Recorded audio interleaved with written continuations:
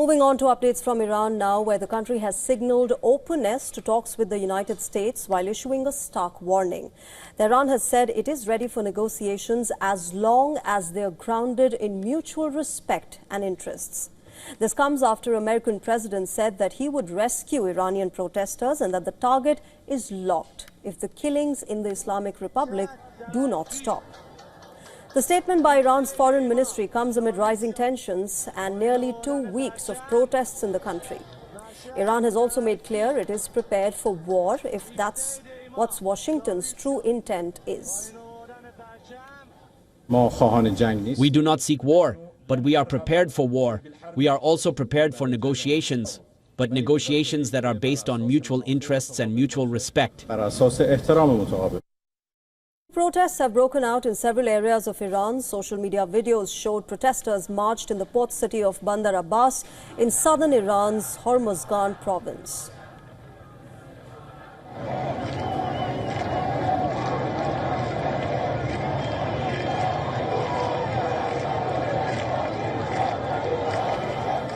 An Iranian police officer, meanwhile, has been killed in a stabbing incident. Local news agencies said Shaheen Daghan, who was a member of the police force in Malad country west of Tehran, was killed few hours after being stabbed during efforts to control the unrest. In another incident, a high-ranking police officer, Mahmoud Haqiqat, was shot dead in Iran Sheher, a city in Sistan in Baluchistan province. This is the same area where stood statues of late Supreme Leader Ruhollah Khomeini and his successor Ali Khamenei was set on fire by protesters on Tuesday. Haqiqat was at the police station commander in Iran Sheher and former intelligence chief of the city. He was in fact known for crackdowns on anti-regime Baluch activists.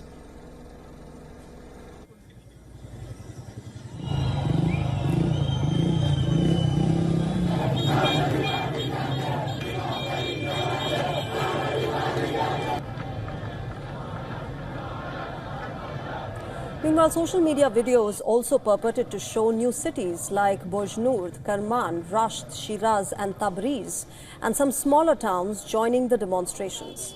Footage showed people clapping, cheering and chanting on the streets in Rasht, "Don't be afraid, we are all together." As sanctions tightened and Iran struggled after the June war with Israel, its real currency sharply fell in December.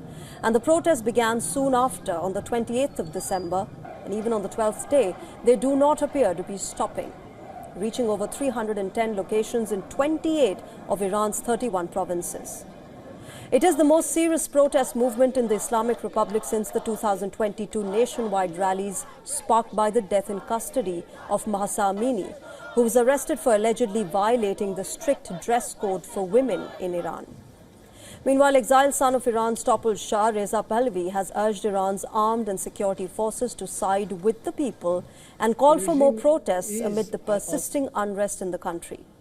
Pahlavi has lived in exile for over 4 decades, since his father, the US-backed Shah, was overthrown in the 1979 Islamic Revolution.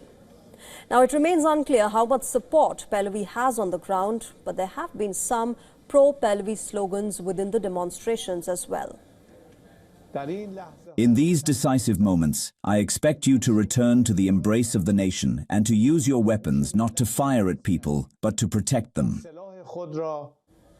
The US-based human rights activist news agency offered the latest death toll of 36 from the demonstrations. It said 30 protesters, 4 children and 2 members of Iran's security forces have been killed. More than 2,100 people have been arrested so far.